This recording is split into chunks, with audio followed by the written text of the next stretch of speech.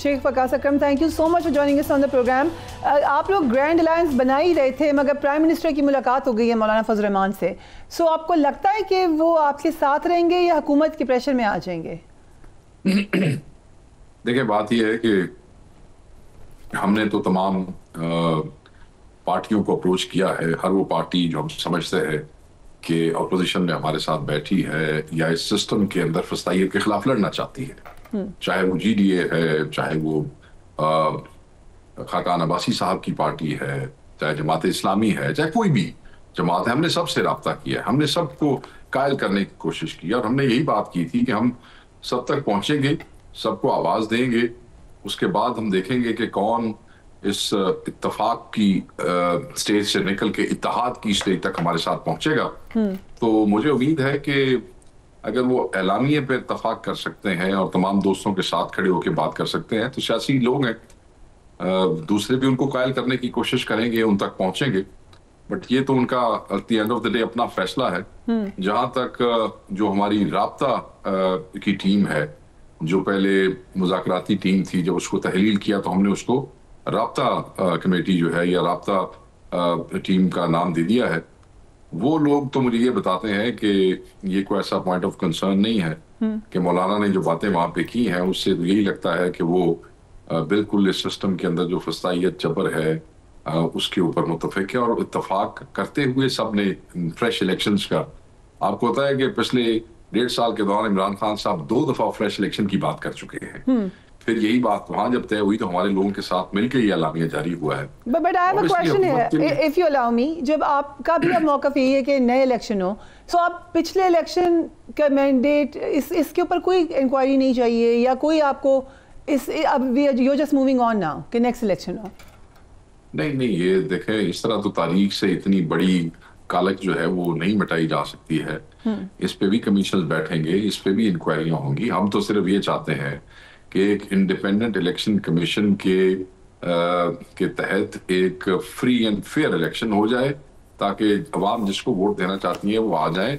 इन्होंने तो अब मतलब कोई कमीशन बना के ये इंक्वायरी करनी नहीं है। आपको पता है कि जिस तरीके से इन्होंने अब चीजें जुडिशरी से लेके मीडिया पैका एक्ट से लेके आगे तक जिस तरह चीजें समेटने की कोशिश कर रहे हैं, तो मुझे तो नहीं लगता कि ये कभी भी इस तरफ जाएंगे। या ये जो इलेक्शन कमीशन यहाँ पे बैठा है इस वक्त, जिसकी मुद्दत भी पूरी हो गई है चीफ इलेक्शन कमिश्नर की भी और मेंबरान की भी, और वो फिर भी सरकार जो है आगे उसको नहीं कर रही, तो मेरे ख्याल में जब एक इंडिपेंडेंट इलेक्शन फेयर हो जाएगा, अगर हो जाता है सबकी काविश से, तो उसके बाद फिर जस्टिस के जो जराइम है खसूसन इलेक्शन के अंदर अवाम का मैंडेट चोरी करने के हवाले से, तो वो सारे किसी न किसी किनारे तो लगेंगे ना जी। राइट, बट आपने कहा इलेक्शन कमीशन के हवाले से कि चीफ इलेक्शन कमीशन का किरदार मतनाज़ा और मायूस कुन रहा है।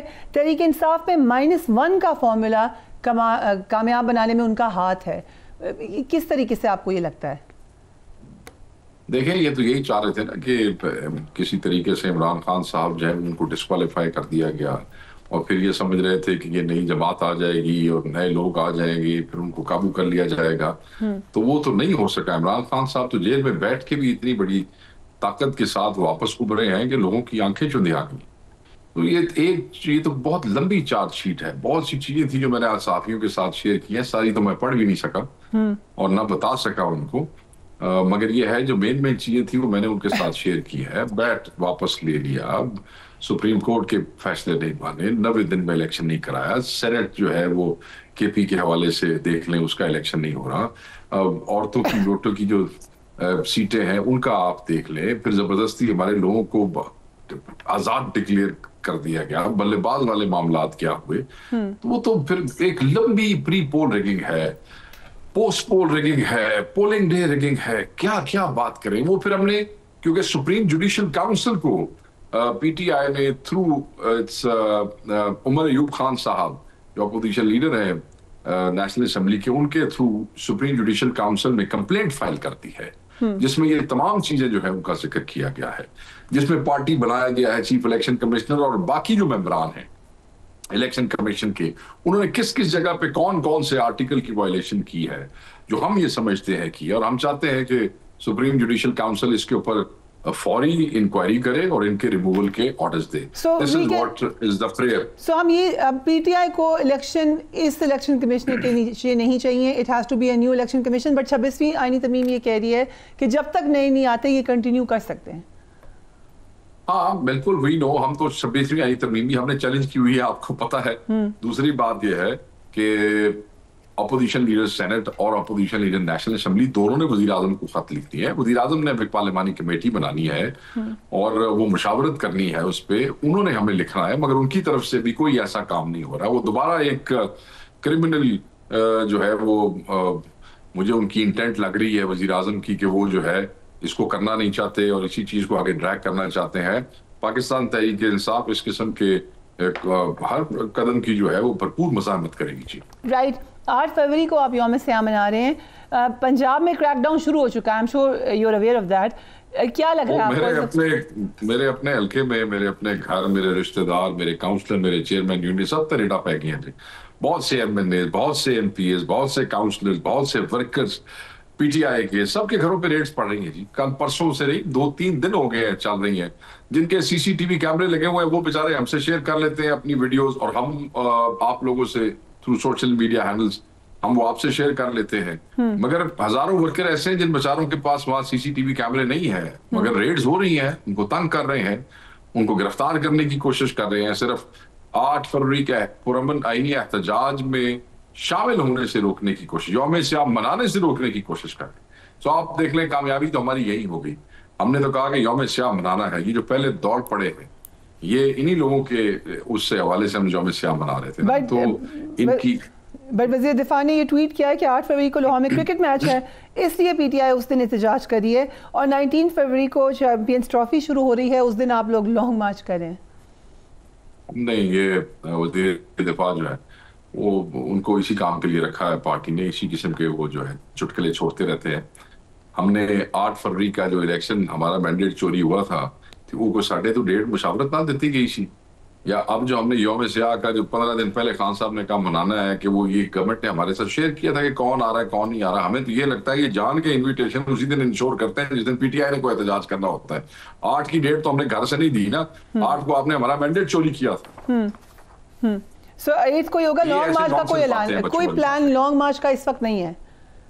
लॉन्ग मार्च का ऐलान या उसका जो अंदिया है या उसकी डायरेक्शन हमारे कायद इमरान खान साहब देंगे ना। यहाँ बैठ के किसी मैंने इंफॉर्मेशन सेक्रेटरी या किसी सूबाई सदर ने तो नहीं देना है। तो कोई अभी तक खान साहब का ऐसा हुक्म नहीं है।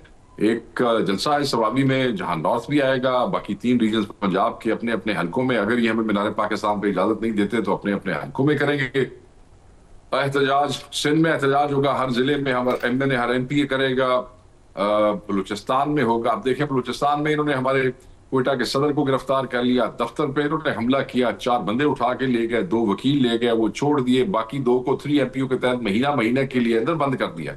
ये ऐसे रोकना चाह रहे हैं एहतजाज।